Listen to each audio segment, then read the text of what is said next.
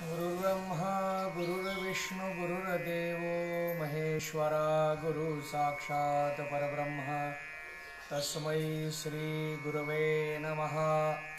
श्री संत मुक्ताई समाधी सोहळ्यानिमित्त आपण ताटी उघडा ज्ञानेश्वरा हे प्रकरण पाहतोय। या प्रकरणामध्ये 11व्या अभंगात मुक्ताईने भाव कसा असावा, भगवत भक्ताची अंतःकरणाची बैठक काय असावी याचा विचार मांडलेला आहे। 11 अभंगाचा क्रम जर आपण विचारात घेतला तर पहिल्या अभंगापासूनच मुक्ताईने उपदेश सुरू केलेला आहे आणि उपदेश सुरू करत असताना उपदेशाची दिशा पद्धत सुद्धा मुक्ताईने अतिशय रचनात्मक पद्धतीने मांडलेली पाहायला मिळते। उपदेश कसा करावा, कोणाला करावा हा विचार प्राधान्याने पाहिला जातो, कारण उपदेश करणारे संत महात्मे समोरच्या भगवत भक्ताचे विद्वानांचे साधकाची नाडी ओळखतात आणि त्यामुळे उपदेश करत असताना त्याचा अधिकार पाहून त्याच्या समोर उपदेश मांडतात। 11 अभंग ही एक साखळी आहे आणि या 11 अभंगातून ताटी उघडा ज्ञानेश्वरा हे प्रकरण आपल्या समोर आलेले आहे। या प्रकरणाच्या माध्यमातून मुक्ताईने सुंदर असा बोध केलेला आहे, पण हा बोध करत असताना बहिरंग लक्षणा, अंतरंग लक्षणा, अवस्था, स्थिती, अधिकार या सगळ्या गोष्टीला स्पर्श करत असताना विद्वान मंडळींना प्राधान्याने डोळ्यासमोर ठेवून 11 अभंगाचं चिंतन मांडलेलं आहे। पण 11व्या अभंगामध्ये मात्र मुक्ताईची परखडता कमी आहे। प्रत्येक अभंगामध्ये मुक्ताईची परखडता पाहायला मिळते, कारण मुक्ताईकडे तेज तत्वाचा आविष्कार आहे आणि म्हणूनच संत मुक्ताईनी समाधी घेत असताना तेजोमय समाधी मानली जाते। तेजामध्ये अंतर्धान होऊन मुक्ताई समाधीस्थ झाल्याचं चरित्र आपल्याला पाहायला मिळतं।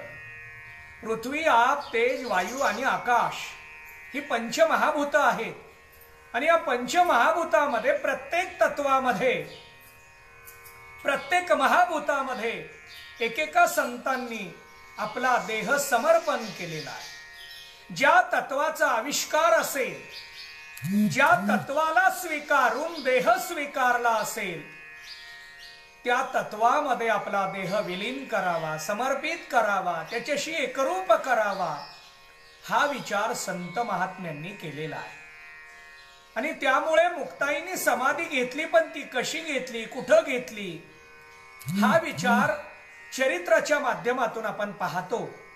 आणि या चरित्रामध्ये संत मुक्ताई तेजोमय झालेली, तेजोमय झालेली संत मुक्ताई तेजामध्येच का विलीन झाली, तर त्यांच्या देहामध्ये, उपाधीमध्ये तेजतत्वाचा आविष्कार प्राधान्याने पाहायला मिळतो। मग या तेजतत्वामध्ये आपल्याला प्राधान्याने काय दिसतं, काय पाहायला मिळतं, तर या तेजतत्वामध्ये तेज म्हटलं की त्याच्यामध्ये प्रखरता आली। या तेजामुळे मुक्ताईच्या शब्दामध्ये प्रखरता आहे, स्पष्टता आहे, आक्रमकपणा पाहायला मिळतो। पण मुक्ताईचं अंतःकरण मात्र मातेच आहे। मुक्ताई आक्रमक होऊन जरी बोलत असल्या, मुक्ताईचे शब्द जरी कडक असले, तरी अंतःकरण मात्र कळवळ्याचं आहे। मुक्ताईला प्रत्येक जीवाची तळमळे, बुडत हे जन न देखवे डोळा, येतो कळवळा म्हणून या जगातला प्रत्येक जीव दुःखामध्ये आहे। हा दुःखात होरपळतोय, बुडतोय आणि ते संतांना पाहवत नाही। आणि म्हणून मुक्ताई विचार करायला लागल्या की या प्रत्येक जीवाला आपण दुःखातून बाहेर काढावं, या प्रत्येक जीवाला दुःखमुक्त करावं, याच्यासाठी आपल्याला काय करावं लागेल हा विचार प्राधान्याने त्यांनी स्वीकारला आणि जगाला दिशा देण्यासाठी अवतार घेतलेला असताना तुम्ही जीवाला दुःखमुक्त करण्याऐवजी पर्णकुटीमध्ये का बसताय? जीवाला दुःखमुक्त करण्याचा मार्ग दाखवायचा आहे तुम्हाला. मार्ग दाखवण्यासाठी तुम्ही इथं आला. अवतार धारण करण्याचं मुख्य प्रयोजन आहे जीवाची दुःखमुक्ती. मग हे असताना सुद्धा तुम्ही पर्णकुटीमध्ये बसताय. प्रतिकूल परिस्थितीमध्ये सुद्धा आपल्याला आपलं कर्तव्यच पूर्ण करावं लागेल आणि म्हणून तुम्हाला पर्णकुटीमधून बाहेर यावं लागेल. म्हणून ताटी उघडा ज्ञानेश्वरा. ज्ञानोबारायांना मुक्ताई बोलायला लागल्या, तुम्ही काय करा, ताटी उघडा, दार उघडा, पर्णकुटीतून बाहेर या, जग सन्मुख व्हा. तुमच्याकडे असलेली दयारूपी उपाधी आणि त्या दयारूपी उपाधीतील दयेचा तुम्ही आत्ता या ठिकाणी स्वीकार करून या जगातल्या प्रत्येक जीवावर या दयेचा वर्षाव करून त्यांना दुःखमुक्त करा.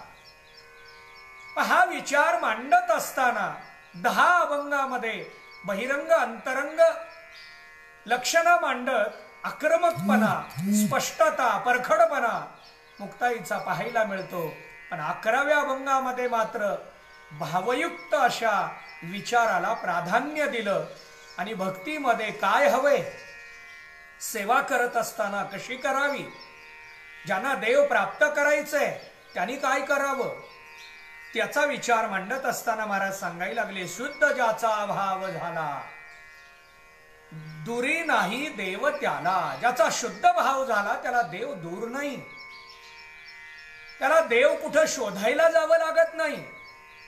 म्हणजेच आपण आपला भाव शुद्ध करण्यासाठी प्रयत्नशील बनलं पाहिजे. हा संदेश या 11व्या अभंगात मुक्ताई सांगायला लागल्या. म्हणजे प्रत्येकाला सांगायला लागलेत की आपल्याला देव प्राप्त करायचंय. बरोबर आहे, देव प्राप्त केल्याशिवाय सुख नाही, आनंद नाही. हे जरी बरोबर असलं तरी हा देव प्राप्त कसा करावा? मग देव प्राप्त करण्यासाठी ज्ञानोबारायांनी हरिपाठात विचार मांडलेला आहे. भाव बळे आकळे रविना कळे, कर्तळी आवळे तैसा हरी. भावयुक्त अंतःकरणाने जर आम्ही क्रिया केली तर ती भक्ती आणि हे भावाचं बळ देवाला आकळण्यासाठी, प्राप्त करण्यासाठी उपयोगाचं ठरतं. बळ अनेक प्रकारचे ग्रंथामध्ये, वाङ्मयामध्ये सुद्धा वेगवेगळ्या बळांचा विचार मांडलेला. पण भावबळाला प्राधान्य दिलेले प्रत्येक संतांनी. असा भाव आमच्याकडे असावा तरच देव जोडता येतो, प्राप्त करता येतो. नवे नवे नरदेह आम्हाला देव प्राप्त करण्यासाठीच मिळालेला. या देहाशिवाय आम्ही देव प्राप्त करू शकत नाही. देव जर प्राप्त करायचा असेल तर आम्हाला भाव जोडणं, भाव प्राप्त करणं, नवे नवे त्या भावाला शुद्धता आणणं गरजेचं आहे. शुद्ध भावाला प्राधान्य दिलं गेलेलं आहे. महाराज एके ठिकाणी लक्षणा मांडतात, तुका म्हणे नको वरपंग देवा, घेई माझी सेवा भावशुद्ध. देवा आता माझ्याकडून सेवा करून घेतोय, माझ्याकडून भक्ती घडतीये, पण या भक्तीतला भाव हा माझा शुद्ध आहे का लौकिकार्थाचा? माझी सेवा जगाला आवडावी, लौकिकात पसरावी, समाजासमोर जावी हा विचार माझा नाही. लौकिकापुरती माझी सेवा ठेवू नको. माझ्या सेवेला शुद्धता आली पाहिजे. माझ्या अंतःकरणातला भाव शुद्ध झाला पाहिजे. कारण दुरी नाही देव त्याला. ज्याचा भाव शुद्ध झाला त्याला देव सहज प्राप्त करता येतो. मग हे मुक्ताईनी ज्ञानोबारायांना का सांगावं? अहो ज्ञानोबारायच देव आहे. ज्ञानोबारायांचा जर विचार केला की ज्ञानोबाराय रूपी अवतार कुणी घेतला? महाविष्णूचा अवतार सखा माझा ज्ञानेश्वर. संत जनाबाईंनी या चारी भावंडांचं वर्णन केलेलं आहे. सदाशिवाचा अवतार स्वामी निवृत्तीदातार, महाविष्णूचा अवतार सखा माझा ज्ञानेश्वर. ब्रह्मा सोपान तो झाला, भक्ता आनंद वर्तला, आदिशक्ती मुक्ता वाई. संत जनाबाईंनी वर्णन केलेले हे 4 जण अवताराला आले. निवृत्ती, ज्ञानदेव, सोपान आणि मुक्ताबाई हे 4 जण अवताराला आले. अवतार घेतला त्यांनी, पण अवतार घेतल्यानंतर ते संत या रूपात वावरू लागले. पण मूळ कोण आहे?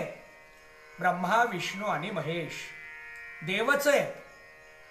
मग देव असलेल्या ज्ञानोबारायांना पुन्हा देव दुरी नाही त्याला हा उपदेश करावा.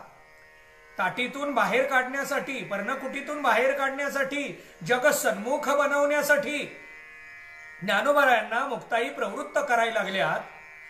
मग ज्ञानोबारायांना जर प्रवृत्त करायचं असेल तुम्ही बाहेर या, तर त्यांना असं सांगावं का तुम्हाला देव प्राप्त करायला असं असं करावं लागेल? अहो तेच देव आहेत, आणखी देव कोणता प्राप्त करायचंय? शिवाय निवृत्तीनाथ हे कोण आहेत? तर निवृत्तीनाथ हे सदाशिवाचा अवतार. सदाशिव म्हणजे निवृत्तीनाथ आहे. भगवान शंकरांनी निवृत्तीनाथाच्या रूपाने अवतार धारण केला. ते जवळ आहे, प्राप्तच आहे, दुरी नाही. देव त्याला, त्यांना देव दूर आहे का? महादेवाचा विचार केला तर महादेव जवळ घरातच आहे.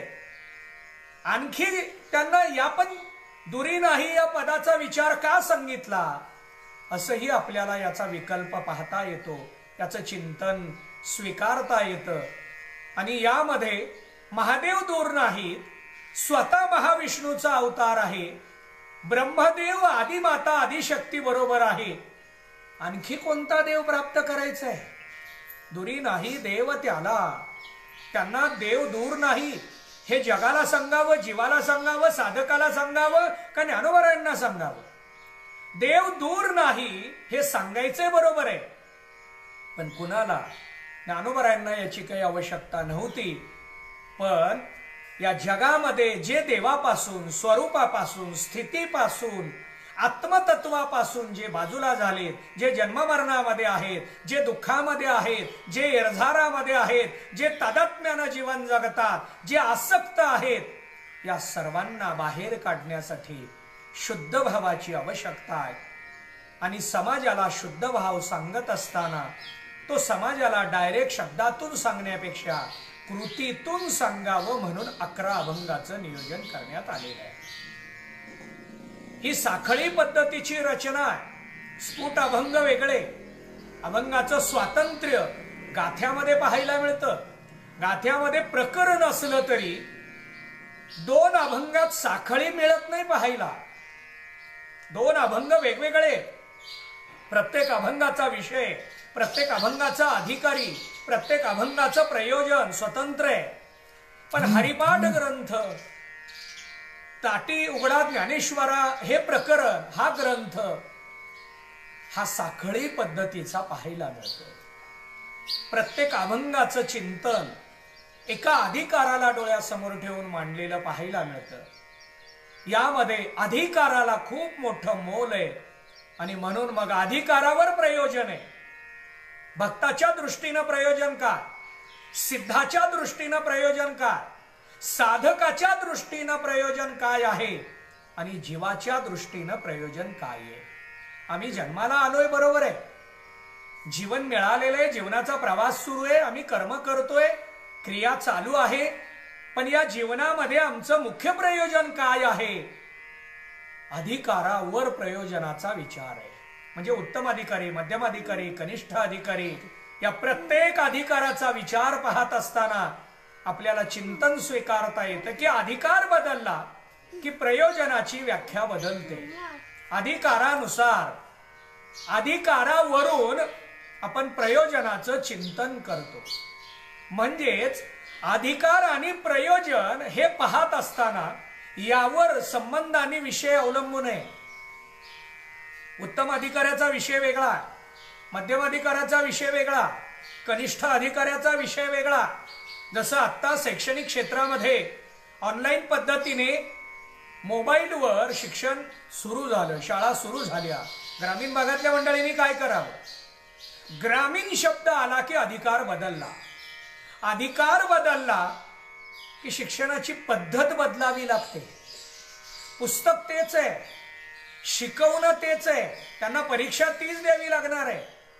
परंतु अधिकार बदलला की प्रयोजनाच्या माध्यमातून जो विचार येतो त्याच्यामध्ये आपल्याला बदल स्वीकारावा लागतो.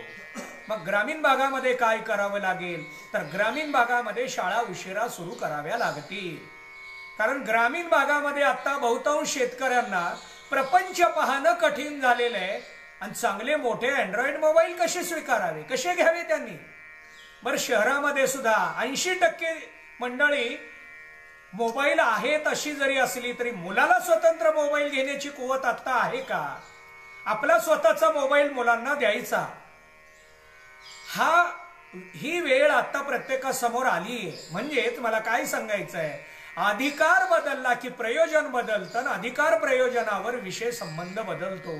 आणि त्याचमुळे ताटी उघडा ज्ञानेश्वरा हे प्रकरण कोणाला डोळ्यासमोर ठेवून मांडलेलं आहे, हा विचार आपण या प्रकरणामध्ये 11 अभंगाच्या माध्यमातून पाहिलेला आहे. याचं आणखी आपल्याला चिंतन पाहायचं आहे, पण उर्वरित चिंतन आपण उद्याच्या प्रवचनामध्ये पाहू. पुंडलिक वरदा हरी विठ्ठल, श्री ज्ञानदेव तुकाराम.